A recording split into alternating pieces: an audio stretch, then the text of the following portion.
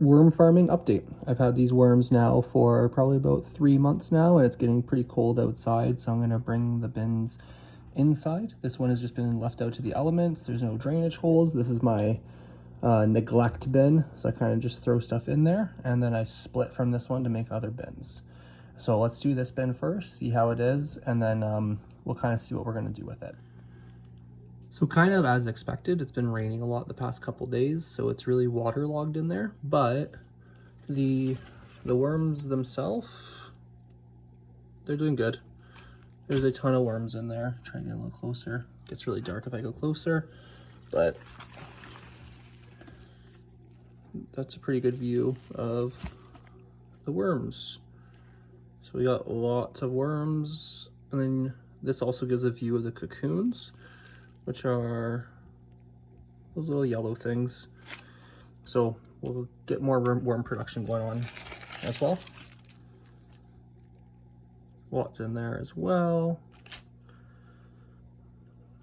Just noticing there's definitely some fly larvae in here as well, which is not ideal. As I bring them inside, you can kind of see the gross waterlogging there.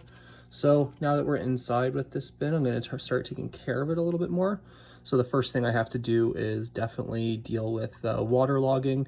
So I'm going to split this bin into a few different bins, and then I have a paper shredder now, so I'll be able to shred up a lot of this material, and the worms should be able to process it a lot faster. So now that we're in for the winter, this is just an unheated basement they're in, so the production, it's not going to be super fast. These guys do like some heat, but I mean, it's been pretty cold out lately and they've been doing fine, still breeding, so I'm not too worried about them. So let's go get the other bin, the original concrete bin that I separated from this bin and made a new one, and see how that one's doing. That one I've been neglecting quite a bit as well, so we'll see if it survived. All right, so here's the concrete bin. This is the original bin that we split into. I believe this one will be on week 6 or 7.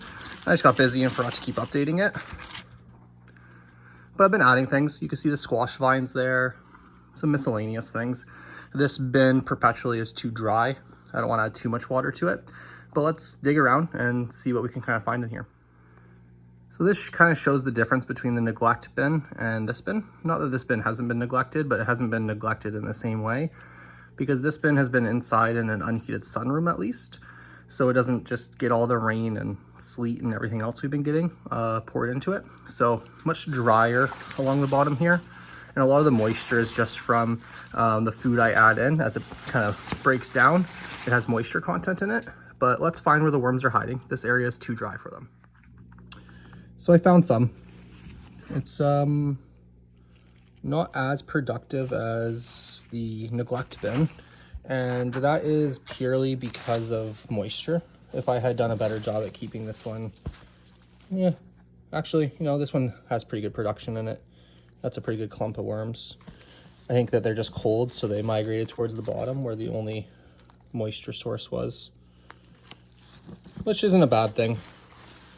So now that they're inside, I'll give them a little bit more attention, and then as we get more bins going on, try to kind of streamline things a little bit more.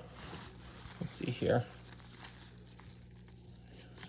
Yeah, there's a good amount of worms there. Let's see if we can find the rest of them. There should be more than that in here.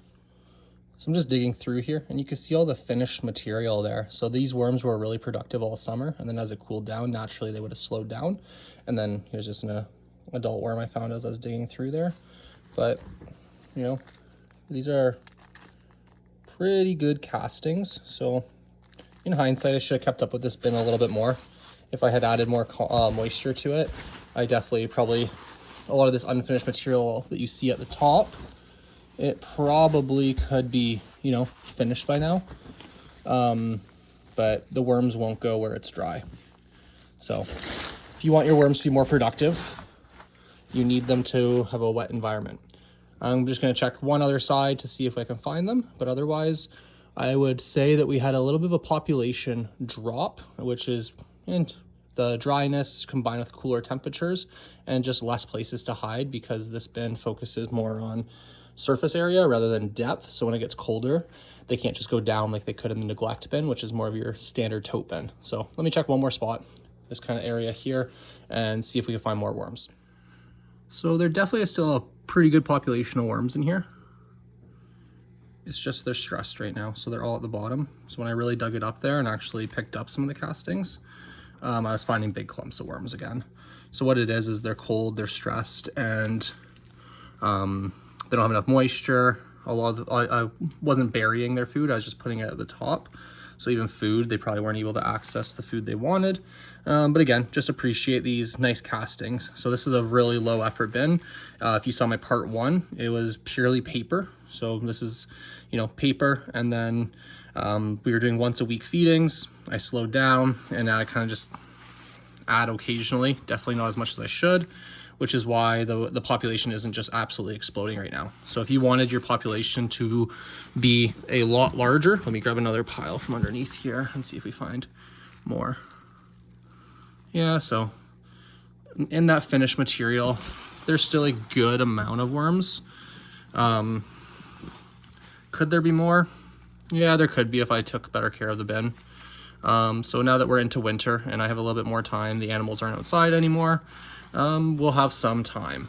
And I'm filming this all one-handed, so apologies for, you know, angles, and I can't get as close as I want to in some of these shots, especially now that I'm in the basement with lack of lighting. But my goal now is to definitely get a few more bins going on and increase production. Yeah, we still have lots of mature worms.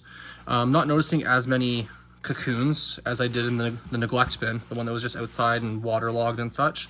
So that definitely correlates with moisture. So first thing I'm gonna do with this one, I'll probably give them, oh, look at that material.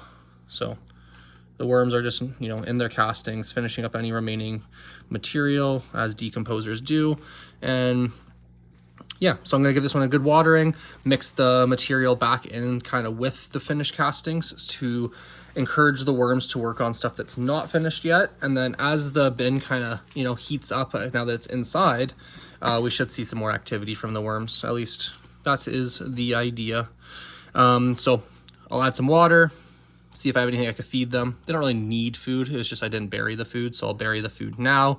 And then I'll try to update in a week or two to kind of show you guys what happens when they get some heat added back to them. So here in Canada, we started to get frost. So these guys have survived the frost no problem, but now it's kind of getting that reproduction back. So I'll check in a week or two to see how things are doing.